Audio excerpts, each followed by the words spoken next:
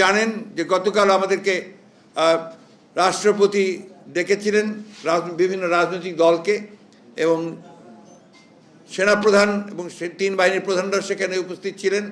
তারা ডেকেছিলেন, তাদের মাধ্যমে যে কথাবার্তাগুলো হয়েছে সে বিষয়গুলো আপনারা কালকে সবাই শুনেছেন। আবার আমি একটু রিপিট করতে চাই যে সেখানে শহীদদের জন্য দোয়া করা হয়েছে এবং তাদের পরিবারদেরকে যথাযথ আপনার ক্ষতিপূরণ দেওয়ার জন্য তারা অঙ্গীকার করেছেন।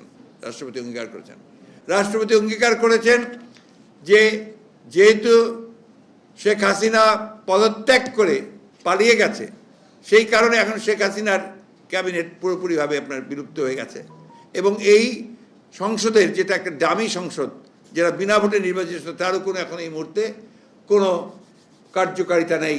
সুতরাং এটাকে 24 ঘন্টার মধ্যে ভেঙে দিয়ে একটা ইন্টারিম গভর্নমেন্ট বলেন বা একটা নিরপেক্ষ সরকার বলেন তা গঠন করা হবে এবং তাকে 3 মাসের মধ্যে তারা নির্বাচন করে তারা আপনার একটা নির্বাচিত সরকারের কাছে ক্ষমতা হস্তান্তর করবে।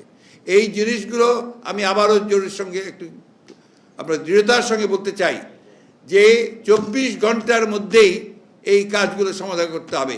আমি রাষ্ট্রপতির কাছে আহ্বান জানাচ্ছি, কাল বিলম্ব না করে আপনি আজকে এর মধ্যেই 24 ঘন্টা প্রায় হয়ে যাচ্ছে, 2টার মধ্যেই আপনি দয়া করে এটাকে অবিলম্বে এই পার্লামেন্টকে ভেঙে দিয়ে আপনার একটা অন্তর্বর্তীকালীন নিরপেক্ষ সরকার গঠন করুন। অন্যথায় দেশে আবার রাজনৈতিক শূন্যতা দেখা দিতে পারে। 50 বছরে সেই গণতন্ত্রকে এস্টাবলিশ করা যায়নি, সুতরাং এটা তো সূচনা। আর কিন্তু এখন আমরা রাহু মুক্ত হয়েছি। আমরা একটা ফ্যাসিবাদের যে মূল হোতা, জনগণ তাকে সরিয়েছে, সে পালিয়ে গেছে, জনগণ তাকে বিতাড়িত করেছে। সেইখানে আপনার এটা একটা বড় বিজয় নিঃসন্দেহে, সেই বিজয়টাকে কনসিডারেট করতে হবে। ম্যাডাম প্রথম যে কথাটা বলেছেন যে সবাইকে শান্ত হতে বলো, আর এইখানে এখন এমন কোনো ধরনের সিচুয়েশন তৈরি যেন না হয় যাতে অর্জিত বিজয় আবার ছিনিয়ে না নিয়ে যায় কেউ, এবং জনগণকে তিনি অ্যালার্ট থাকতে বলেছেন যে এই বিজয় যেন কেউ